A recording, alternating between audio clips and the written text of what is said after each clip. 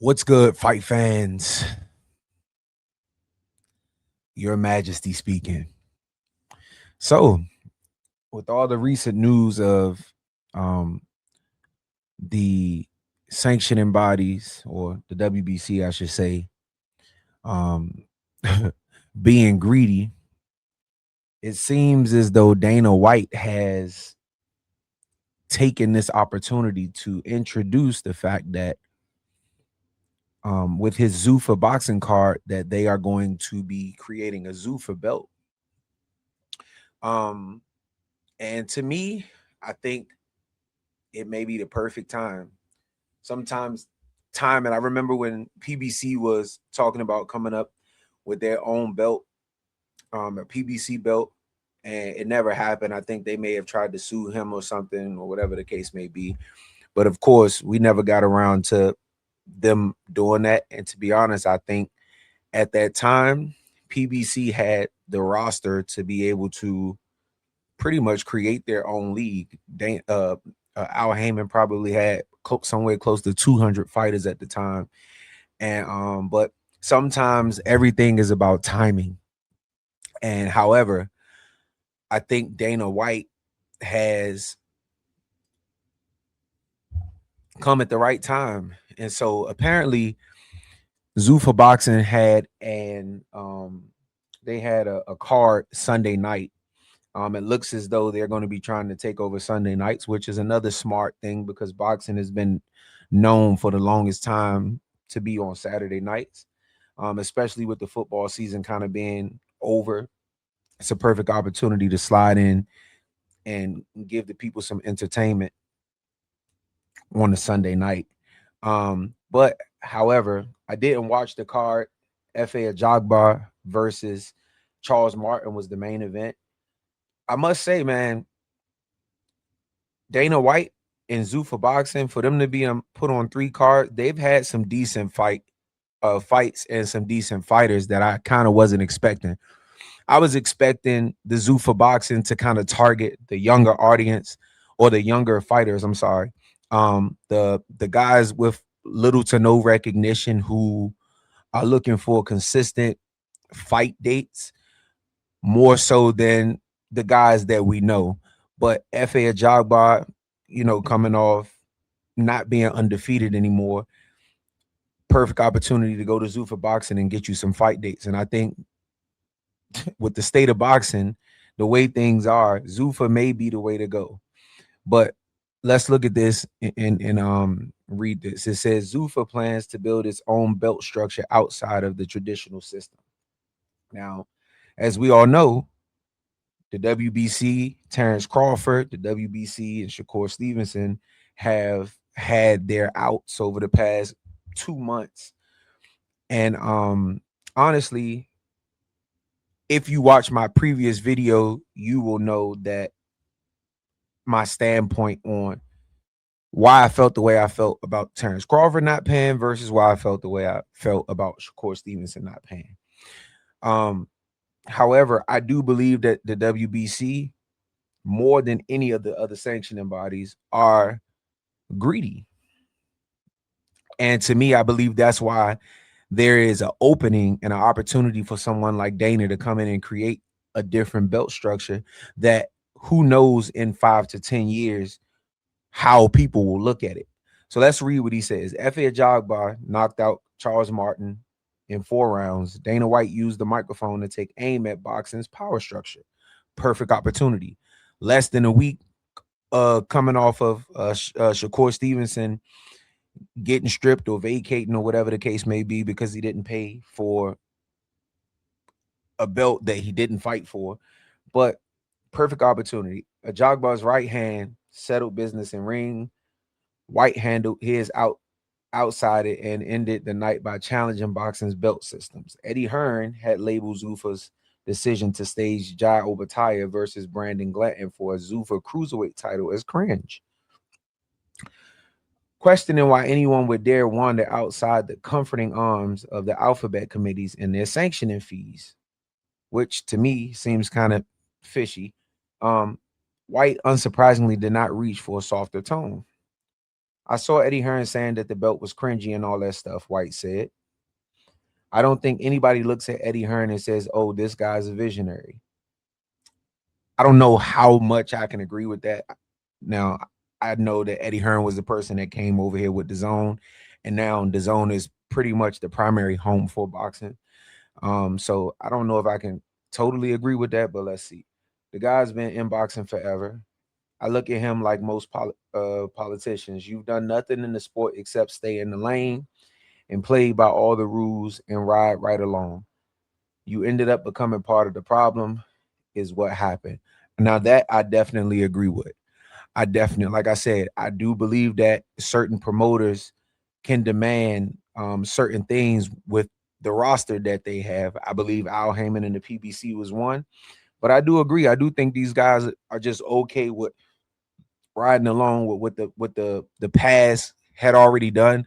Nobody is willing to step outside of the box and do something different. So I definitely agree with Dana White.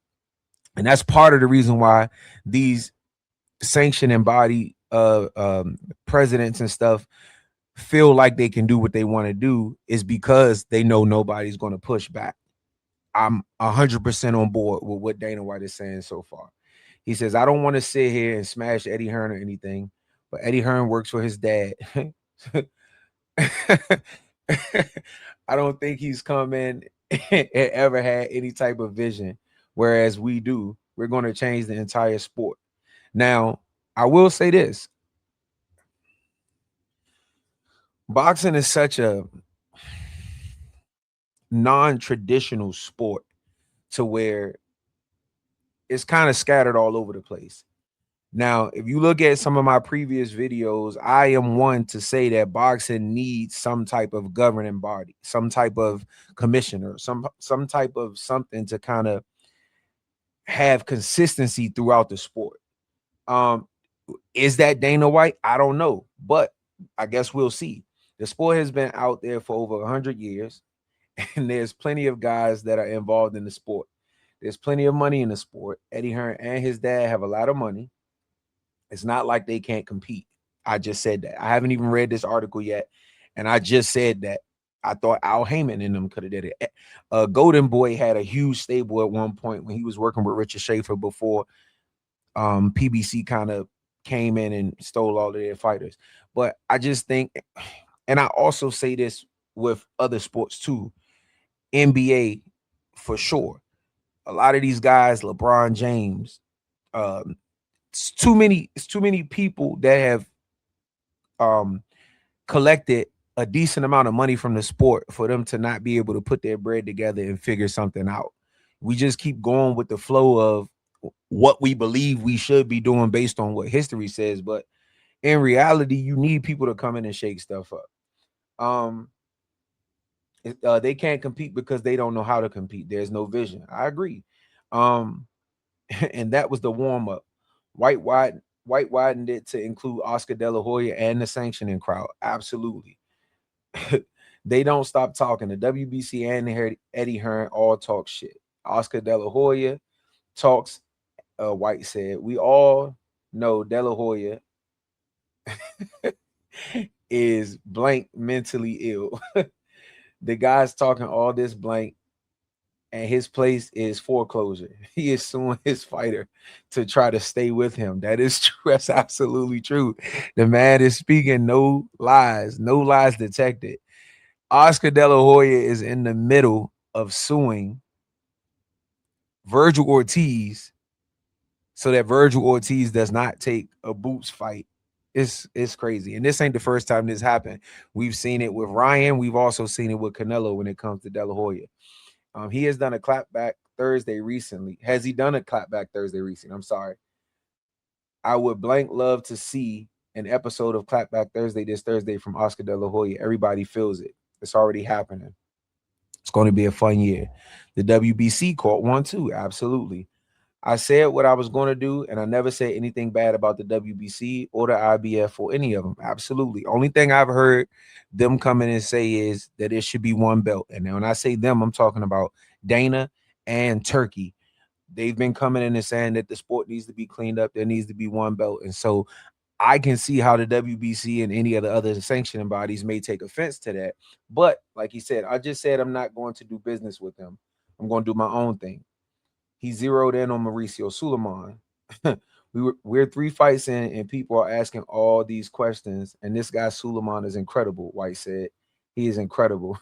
He's the greatest PR guy for how effed up boxing is of all time. Incredible. At the end of the day, you guys are supposed to be the experts about what's going on. White said, like I said, I'll lay out a body of work this year, and then you can judge me by how this thing plays out. Everyone knows that this thing has been broken for a long time. He's absolutely right. And like I said, I believe these sanctioning bodies, and it's kind of hard to talk about the other sanctioning bodies outside of the WBC because you never hear from them. You never hear from Gilberto Mendoza. You never hear from the IBF president. You never hear from them. It's always the WBC that is in the midst of things. The most you may hear is the IBF strip somebody. And the one thing I can say about them, they are at least consistent with their rules and how they do things. The WBC be all over the place, bro. All over the place. He said, take the insults out of it. And this is about who holds the pen. The alphabet outfits keep the rankings. True. Call the mandatories. Definitely true. And stamp the belt once the check clears. Promoters operate inside that system. Absolutely. Lining their fighters up, protecting positions, and paying for the privilege to move up one spot at a time. That is absolutely true.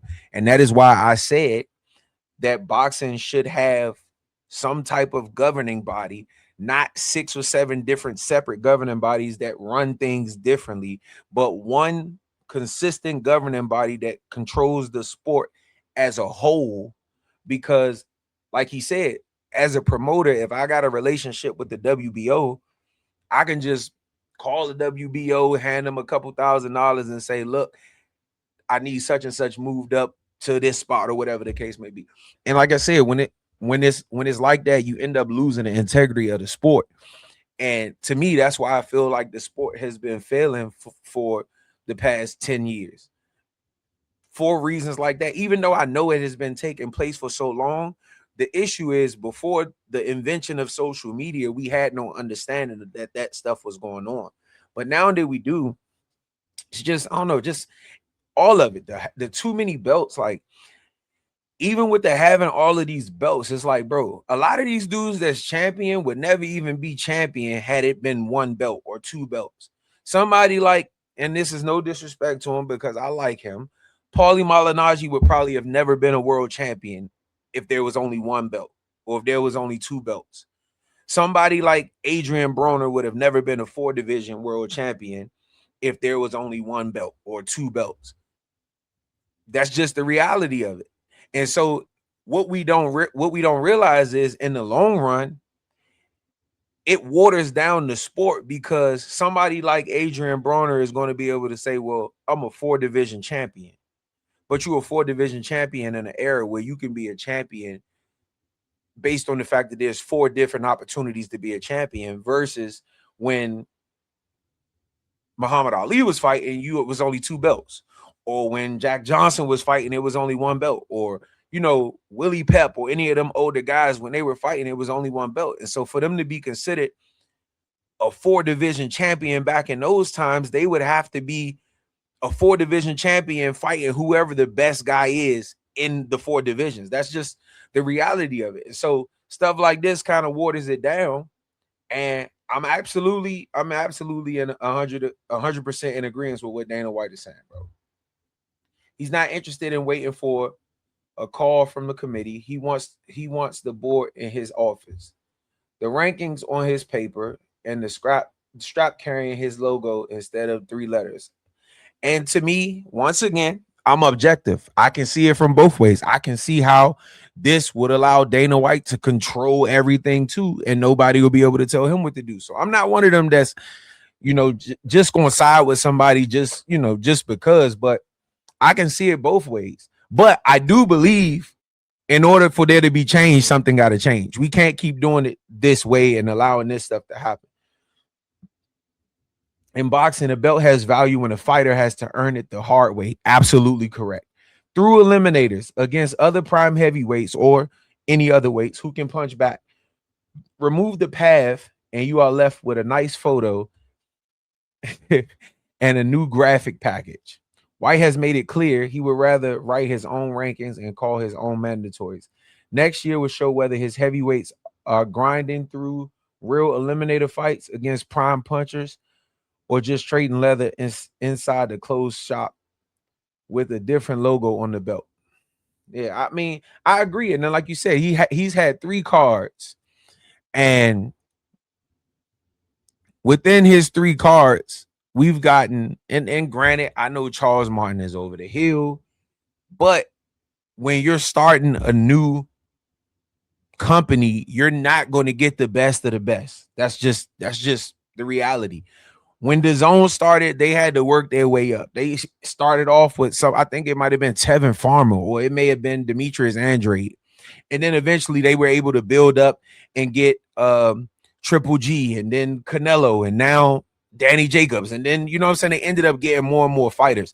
But for this to be their 3rd card and their main event to be F.A. Ajagba and Charles Martin, I think that's a great thing. And then we're only in the middle of February. The year just started.